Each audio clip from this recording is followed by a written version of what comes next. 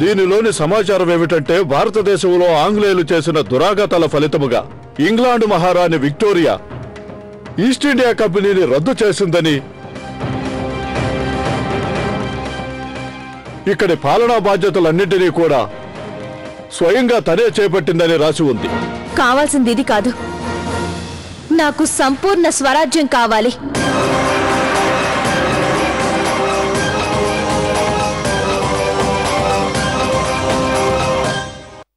ఇక్కడ లక్ష్మీబాయి ఆలోచన ఎలా ఉందో అదే విషయం బకింగ్హామ్ ప్యాలెస్లో తీవ్రంగా చర్చించబడుతోంది. దాని ఫలితంగా విక్టోరియా రాణి భారతదేశంలో స్వరాజ్యపు కలలు కనే వారిని శాశ్వతంగా అంతం చేయాలని ఆదేశాలు జారీ చేసింది.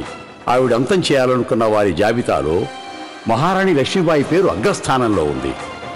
ఝాన్సీని లక్ష్మీబాయి నుంచి తీసేసుకోవాలనే ఉద్దేశంతోనే విక్టోరియా రాణి హ్యూబర్ట్ని భారతదేశానికి పంపించింది. హ్యూబర్ట్ ఆ పని సాధించాడు. అయినా దేశంలోని మిగతా పాలకుల్లాగా లక్ష్మీబాయి తన రాజ్యం కోల్పోయినా చేతులు ముడుచుకొని కూర్చోనలేదు. లక్ష్మీబాయి ఝాన్సీని తిరిగి హస్తగతం చేసుకోవడానికి తన ప్రయత్నాలు సాగిస్తూనే ఉంది.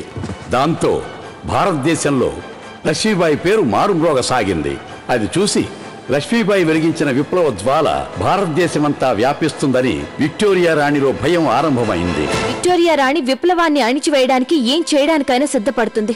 మీకు గుర్తుందా ప్రధానమంత్రి గారు, హ్యూబర్ట్ సమక్షంలో ఆ రాజేంద్ర ఏమన్నాడో గుర్తుందా? జాగ్రత్తగా వినండి. ఎక్కడో ఇంగ్లాండ్ లో కూర్చుని విక్టోరియా రాణి వేసిన ఎత్తుల వల్ల మీకు చెడ్డ పేరు రావడమే కాక సర్వనాశనం అయిపోయారు. చండిరాణి గారు, మీరు తాతయ్య గురు ఆ సమయంలో అక్కడ లేరు. అయితే ఆ నమ్మక ద్రోహి అందరి ముందు స్పష్టంగా చెప్పాడు, ఇంతవరకు ఝాన్సీలో జరిగిన వాటన్నిటి వెనక విక్టోరియా మహారాణి హస్తం ఉంది. అందుకని ఈ సంగతి మొత్తం భారతదేశంలో వెంటనే వెల్లడి కావాలి. ఆవిడ పంపించిన వర్తమానాలన్నీ కాన్పూర్ కమిషనర్కే వస్తాయి. అంటే విక్టోరియాకి హ్యూబర్ట్ కి మధ్య జరిగిన టెలెక్స్ ని మనం కాన్పూర్ కమిషనరీలోనే పట్టుకోవాలి. మన పథకం ఏమిటో చెప్తాను. ఝాన్సీ సైనికులు ఈ చోటికి చేరిన వెంటనే మనం ముందుకు సాగిపోయి ఝాన్సీని కైవసం చేసుకోవడానికి ప్రయత్నించాలి. విలియం, ఇందులో నువ్వు ముఖ్యమైన ప్రధాన పాత్ర వహించాలి.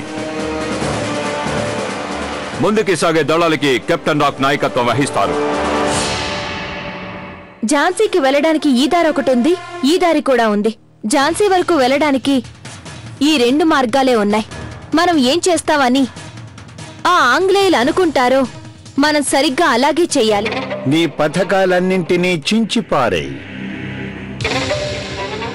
నేను ఒక కొత్త పథకం రూపొందించాను. దానివల్ల లక్ష్మీబాయి చరిత్రలో కలిసిపోతుంది.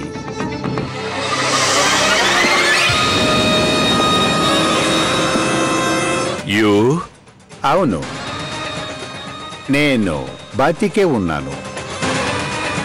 నువ్వెలా అనుకున్నావు ఆ లక్ష్మీబాయి నన్ను చంపేయగలదని? ఇవన్నీ మనకు అక్కర్లేదు. ఎందుకంటే మన మనుషులు ఇప్పటికే ఆవిడ సైన్యంలో కలిసిపోయారు. ఎస్ మిస్టర్ హ్యూబర్ట్, నా దగ్గర ఓ పథకం ఉంది. ఆ తిరుగులేని పథకంతో లక్ష్మీబాయిని అంతం చేయొచ్చు. ఆ లక్ష్మీబాయిని పైలోకానికి పంపడానికి నేను మన సైనికుల్ని పంపించాను. వాళ్ళు హైదరాబాద్ యూనిట్ వాళ్ళు. అయినా వాళ్ళ యూనిఫామ్స్ మాత్రం గ్వాలియర్ రాజుగారి సైన్యంలాగే ఉంటాయి. నా ఈ యుద్ధంలో మన గెలుపు తథ్యం. తాత్య గురు, ఇప్పటికైనా మీ బెంగ దూరం అయిపోయిందా? మనకిప్పుడు భారీ సైన్యం సమకూరింది. ఇక మనం నా పథకం ప్రకారమే ముందుకు సాగొచ్చు. చండిరాణి గారు, మీరిక మీ సైన్యంతో మనం అనుకున్నట్టుగానే ముందుకు వెళ్ళొచ్చు. ఏమైంది చండిరాణి గారు? తెలియటం లేదు. గ్వాలియర్ నుంచి వచ్చిన సైనికుల అభ్యాసాన్ని చూసినప్పటి నుంచి రకరకాల ఆలోచనలు తలెత్తుతున్నాయి.